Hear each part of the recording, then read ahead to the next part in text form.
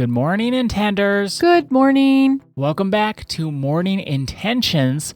Today is Tuesday, October 21st, and I have to say, hi, I'm Ada, and I'm a hustle culture addict. How does that feel, Ada? It's kind of relieving, actually, and it's helped me build awareness to where I see I'm hustling for my worth. And it's also seen where I've sucked the joy out of life because I'm looking for an accomplishment.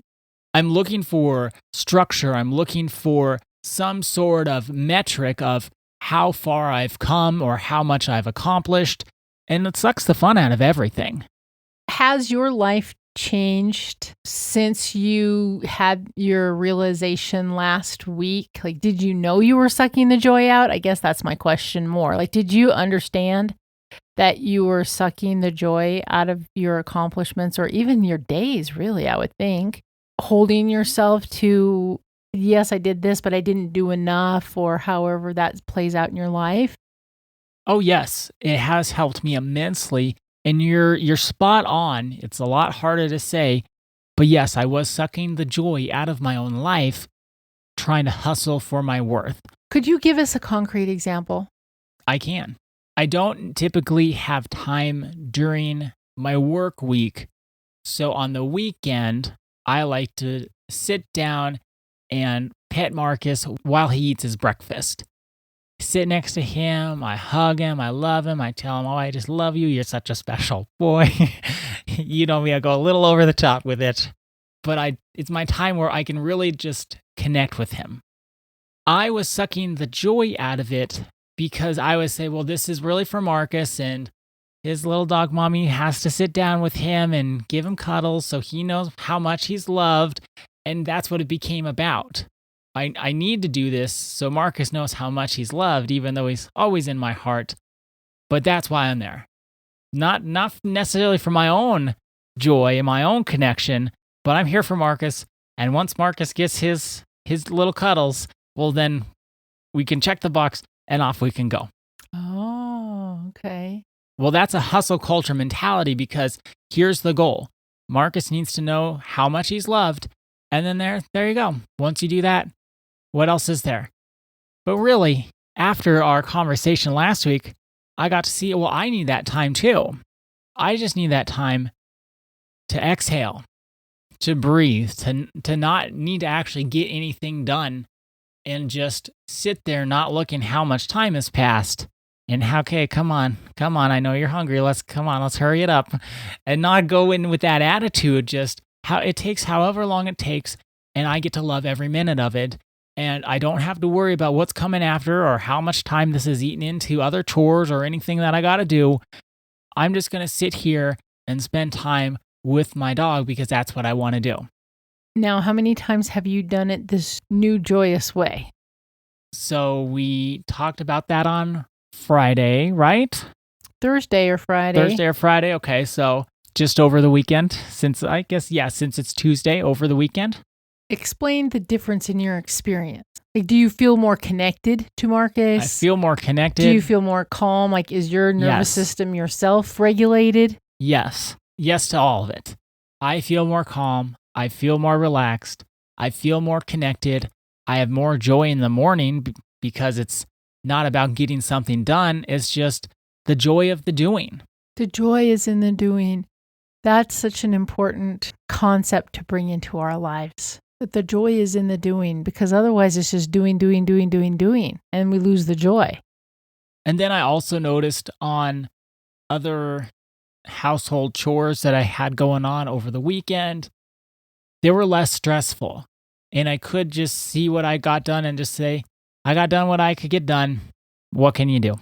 And just enjoy the time of doing them without needing to put a measurement on my success.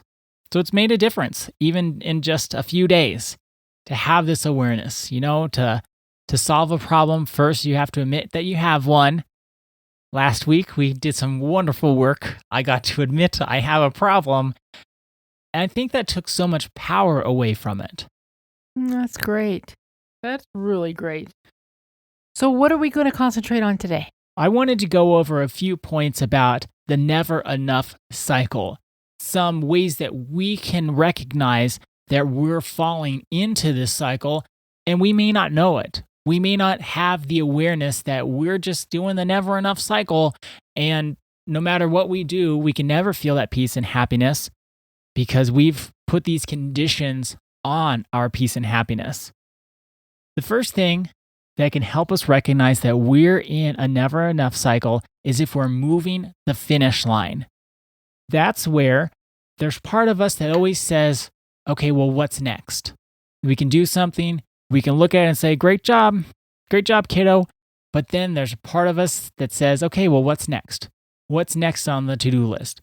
And no matter how many things we check off, no matter how many things we do, no matter how much money we have, no matter how many relationship building activities we get into and do, it never feels like it's enough. And then we move the finish line and say, okay, well, I got that far. Now what? What's next? What else can I be doing? And we can't let things just sit and be what they are. Another way we can recognize we're in the never enough cycle is if we use comparison as fuel. It's very much that idea of keeping up with the Joneses, where we look out at people in our own industry, we look at other relationships, other marriages, other parents, and other people with their kids, and we're always looking for what is someone else doing that I'm not, that I think I should be doing, and I'm going to try to do that too. So you think about keeping up with the Joneses. Well, the Joneses got new grass. Well, my grass kind of looks not that good, has some brown spots. Oh, I need to get new grass too. They got a new car, so I need to get a new car. They went to Hawaii, so I need to go to the Azores or the Mediterranean. So there's always this comparison and this competition, and that keeps up this never enough because there's always going to be someone doing something that you're not doing that looks better than what you're doing, that you're thinking, well, if I could just be doing that, then I'll feel satisfied. Then I'll be enough. That's a trap because no matter how much we compare, no matter how much we do, there's always going to be somebody that we perceive as having something better than we do. There's never going to be a point where you say, okay, I've compared and I've got it pretty good. I'm good enough. When we use comparison as fuel, we'll always get to someone or something where we can say, I'm not enough and I got to keep doing more. A third way that you can recognize you're in the never enough cycle is you're always looking for external validation. What someone says, how they judge you, that's the scoreboard that you use to try to be enough. Someone says, wow, your hair looks really nice today. You'll always think back to that day that they said that and hope your hair is as good as what it was that day. If someone says you look nice, it's the same thing where we say, okay, what are people saying about us? How are people reacting to who we are? And then what happens is we start chasing their approval. We're doing things not because we want to. We're not finding the joy in the doing at all. The joy is from the compliments. The joy is from the feedback. And then we terrorize ourselves with negative feedback, or when we look at what they're saying and say, nope, they're wrong. It's not enough. We don't have this sense of just being proud of our effort, of good enough is good enough, and that's all we can be.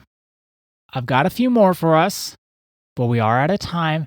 So here's our intention for today, and it's actually a reflection question. Do I feel good because I'm proud of my effort, or because someone noticed it? Say that again. Do I feel good because I'm proud of my effort, or because someone else noticed it? There's no shame in either answer. As you're going throughout your day and you're looking and reflecting on what you've accomplished that day or in the past, do you feel good because you're proud of yourself, or because someone else gave you good feedback? No shame, just awareness. Thank you so much for joining us today. Our day is better because you our part of our day. See you tomorrow. See you then.